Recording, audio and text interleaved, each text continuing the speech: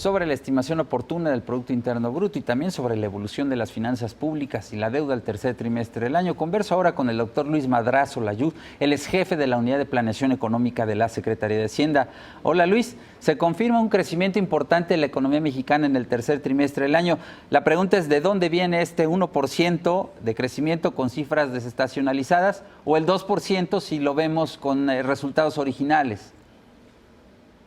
Muchas gracias, Víctor. Mira, yo creo que se ratifica el patrón de crecimiento que estamos viendo en los últimos 2 años y medio. Lo que tenemos entonces es un patrón de crecimiento donde se ve las actividades primarias que vienen muy bien. En datos anuales, 4.9% crecieron el trimestre anterior.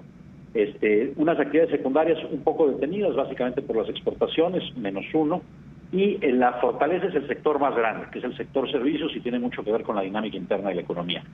¿Qué explica esta fortaleza interna de la economía? Yo te diría que en primer lugar la creación de empleos.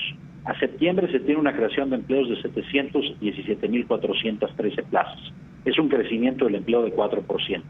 Con esto se han creado más de 2.300.000 nuevos empleos en la administración. Si esto lo combinas con una inflación baja y estable, que en el último dato a la primera quincena de octubre se ubica en 3.09%, que está muy dentro del rango de 3 más menos 1% que tiene el banco establecido como meta. Entonces tenemos un incremento en los salarios. Si vemos el dato actualizado más reciente de las tiendas departamentales, es decir, del ANTAD, tenemos un crecimiento de 6.2% real en el trimestre anterior.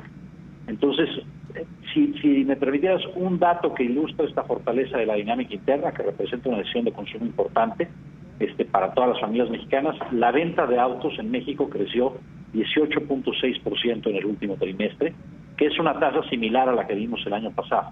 Pues sí tenemos una dinámica, básicamente un patrón que lleva ya tiempo, 2 años y medio, donde el mercado interno es lo que está impulsando la economía, el sector agrícola, el sector primario también se ve bien, y lo que ha estado un poco débil es la producción industrial, básicamente por las exportaciones netas a Estados Unidos, por un débil crecimiento en Estados Unidos, y de nuevo el último dato del viernes pasado se ve que empieza a mejorar la perspectiva en Estados Unidos. Sobre las finanzas públicas, Luis, los resultados al tercer trimestre del año, pregunto, ¿están en línea con la meta de déficit y sobre todo con el compromiso de contener el crecimiento de la deuda? Yo te diría que están no solo en línea con lo autorizado como meta por el Congreso, sino en línea para mejorar esa meta. El Congreso autorizó para los requerimientos financieros del sector público, que es la medida más amplia del déficit, un nivel de 3.5% del PIB, que ya era una mejora con respecto al año pasado, que fue de 4.1%. Lo que hemos visto este año, y en parte ayudados por el remanente de operación del Banco de México, es que vamos a llegar a 3%. Y los datos que publicamos el viernes respaldan este desempeño. Déjame compartirte un par de datos, nada más. Los ingresos del sector público incrementaron 0.8%, excluyendo las operaciones extraordinarias del Banco de México y Pemex. Si tomas en cuenta esto, de hecho, se ve un crecimiento importante de 12.3%. Pero básicamente lo que vemos es que el crecimiento de los ingresos tributarios, que incrementaron 11.2% con respecto al año pasado, compensaron la caída del precio del petróleo. Si lo ves por el lado del gasto, y de nuevo, quitando operaciones no recurrentes, básicamente la inversión financiera, que en realidad es un ahorro, no un gasto, tenemos una disminución en el gasto de 0.5% real con respecto al año pasado. Si ves nada más el gasto que controla el gobierno federal, es decir, excluyendo la inversión financiera, las pensiones, lo que se le transfiere a los estados y el pago de la deuda, la caída en el gasto es de 5.4% con respecto al año pasado. ¿En qué ha redundado esto? Que el déficit, la medida más amplia del déficit, los requerimientos financieros, se redujeron 57.6% con respecto al mismo periodo del año pasado. Es decir, el déficit cayó 277.940 millones de pesos respecto al mismo periodo del año pasado. Es consistente con una reducción del déficit, es consistente con la estrategia multianual y junto con la ley de ingresos y el techo de endeudamiento que se aprobaron la semana pasada por parte de las cámaras de diputados y senadores, en línea para que se siga cumpliendo esta trayectoria de consolidación fiscal multianual y por lo tanto que el año que entra podamos estabilizar el nivel de la deuda en relación al Producto Interno Bruto.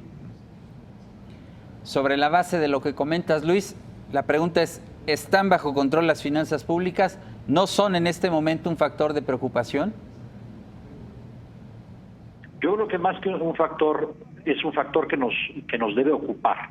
Y nosotros en la Secretaría de Hacienda hemos estado trabajando en explicar y elaborar los datos para que se tenga información al respecto. El presidente de la República envió un paquete al Congreso muy responsable que implicaba una disminución del déficit el año que entra a 2.9% del Producto Interno Bruto y que hubiera un superávit primario, es decir, antes de pagar intereses, de 0.4% del Producto Interno Bruto.